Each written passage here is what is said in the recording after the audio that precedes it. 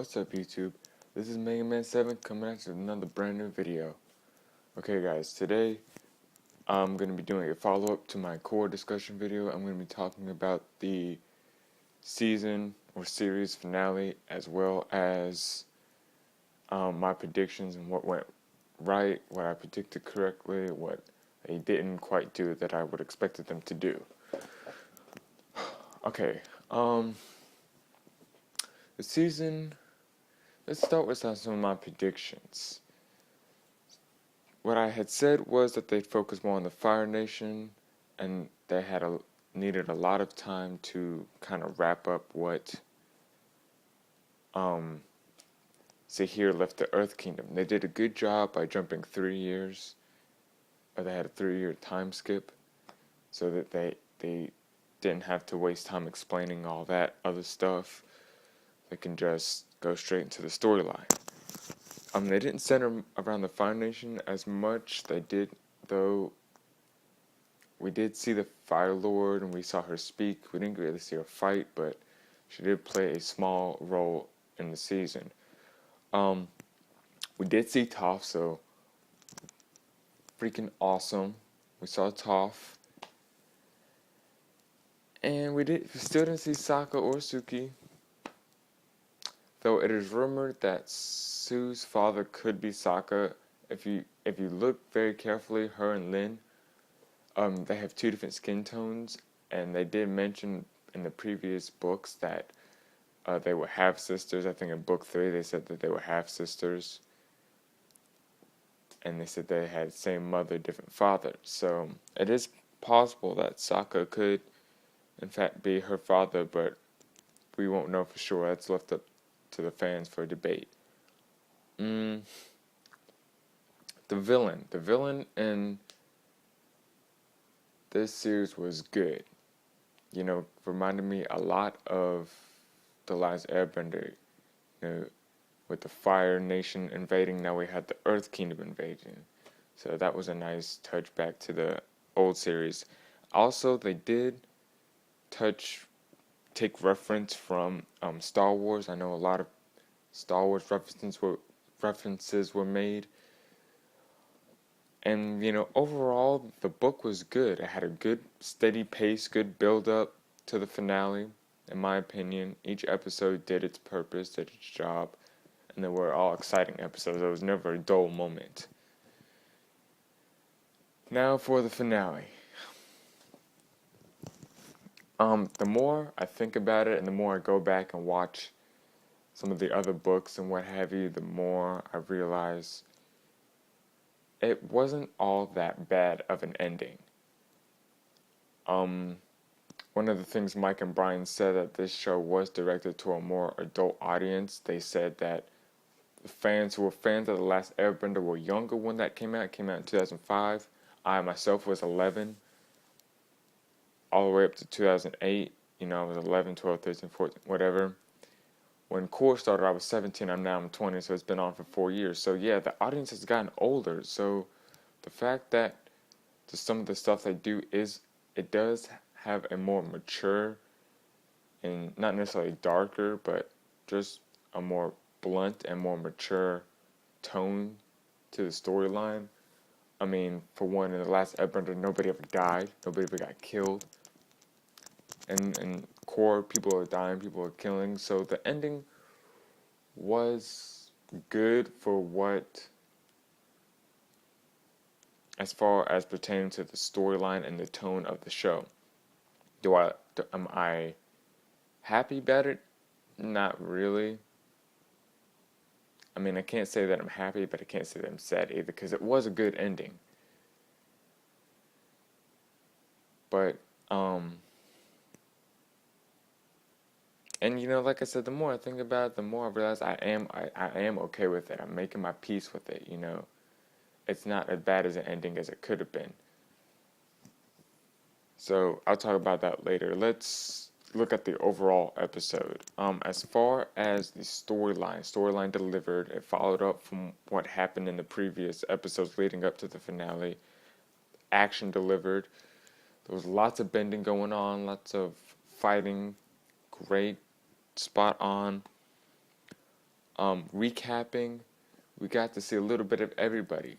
Literally, like, everybody we've seen throughout the Legend of Korra franchise or series was in this last two-part season finale.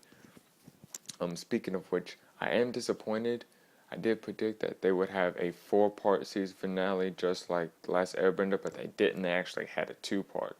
They were going to do four at first, but I think Mike and Brian changed their minds. They wanted to keep it traditional like the other three books had, as well as the title of the last episode being changed from Avatar Korra to The Last Stand. But anyway, going back, yeah, the action delivered, storyline was great. I love the ending, like the ending of the battle, how she defeated Kavira, how Korra defeated Kavira. However, I don't like the ending of the show. I like the ending of the battle. Basically, what happened is her spirit weapon backfired. Spoiler alerts, please don't watch this video if you haven't seen the episode. I will leave a link in the description below so you can go watch the finale episode. But back to the story. Her spirit weapon backfired, and Korra ended up jumping in front of the weapon to save Kavir, and she like absorbed it, and all that spiritual energy combined with the Avatar, poof, created a new spirit portal, which I think was spot on. That was a good decision on their part. Now, however, Kavir's defeat was kind of just disappointing. It was a letdown. Basically, all what happened was they just put her in handcuffs and she walked off screen. Yeah, that's it. I know, right? I mean, look at all these other villains. They either died or went to jail. We've seen them in the jail cell. I mean, of course, you can just apply that she went to jail, but we don't know for sure. I mean, all the other villains, the Avatar or one of the main heroes did go back and visit them in their jail cell. Zuko eventually went back to Fire Lord Ozai, which he got his bending taken away. That was a good, promising defeat. Amon died. Udavatu died. Fatu got ripped out of Udalak.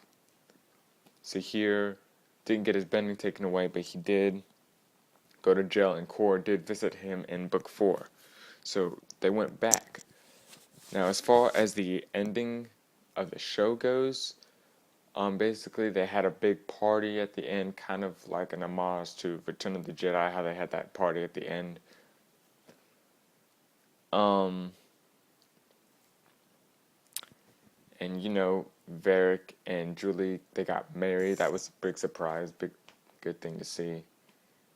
And we got to learn their full names too, so that was fun. And